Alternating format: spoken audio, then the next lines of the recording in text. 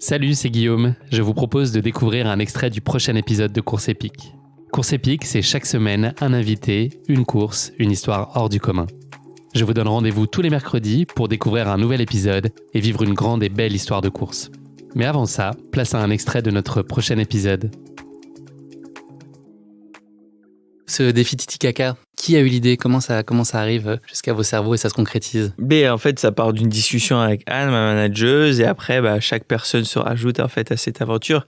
Et c'est ce qui me rend le plus fier, en fait. C'est pas tant d'avoir fait ce défi. Évidemment, je suis très content et très fier d'être allé au bout, mais ce qui est le plus marquant pour moi, c'est d'être parti d'une page blanche, tous les deux, avec Anne, et puis à la fin, on est plus d'une dizaine de personnes autour du projet, avec des médecins, avec des spécialistes de l'altitude, avec des spécialistes sur le froid. Passionnant, ça a monté cette équipe. C'était incroyable, quoi. Mais il a fallu quand même beaucoup de temps et surtout une grosse préparation parce qu'on s'est préparé pendant 15 mois au froid, parce que l'eau était à 12 degrés, à l'altitude, parce que voilà, on a dit... Ça, tu vas sur des sites particuliers pour aller travailler ça spécifiquement? Ouais, à Font-Romeu, donc on dort dans des chambres hypoxiques, c'est-à-dire que dans ce Krebs où on allait à Font-Romeu, ils ont des chambres en fait où ils peuvent gérer le taux d'oxygène à l'intérieur, donc on dormait à 3000 pour mètres, simuler l'altitude, 3800 mètres des fois pour simuler, et puis justement c'est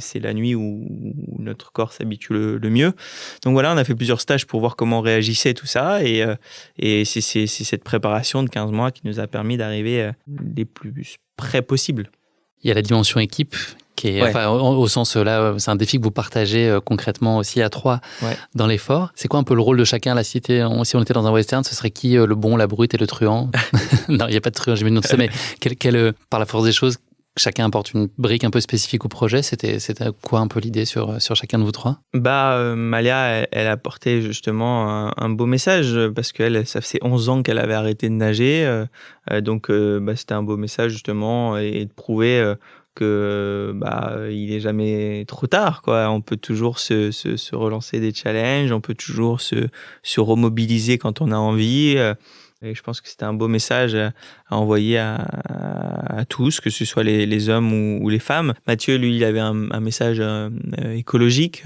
Lui, c'est un éco-aventurier. Donc, c'est-à-dire que chaque aventure sportive qu'il réalise, il y a toujours un message écologique. Et justement, toutes les empreintes carbone, tout ça sont calculées. Et puis moi, évidemment, c'est parler de la différence, du dépassement de soi. Et voilà, ça a été... On se complétait. On avait tous aussi des rôles aussi pendant la traversée, et c'est ça qui était important, quoi. Fallait pas qu'on laisse de place au hasard, à la chance, parce que on n'en a pas eu de la chance là-bas. Donc en fait, il fallait tout calculer et tout prévoir. Il y a vous, mais il y a aussi une partie logistique pour visualiser pour les auditeurs du podcast qui n'ont peut-être pas vu ces images. Vous aviez un radeau, en fait, que vous tiriez avec vous. C'était quoi le principe et un peu la gestuelle? L'idée, c'était d'alterner chacun, d'aller se reposer. Vous aviez des vivres qui étaient posés sur ce radeau. Enfin voilà, vous dormiez dessus comme si on devait se projeter dans un quotidien. La traversée a duré 11 jours. Ouais. C'est quoi une journée type? Comment ça se passait pour vous?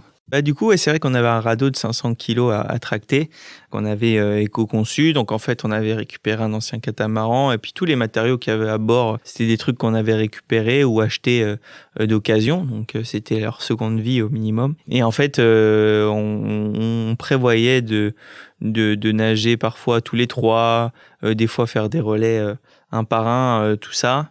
On voulait nager 3 heures le matin, 3 heures l'après-midi, 1 heure chacun. Et en fait, ça s'est jamais passé comme ça le jour de la course, de la traversée, parce que en fait, on dépendait uniquement des conditions météo.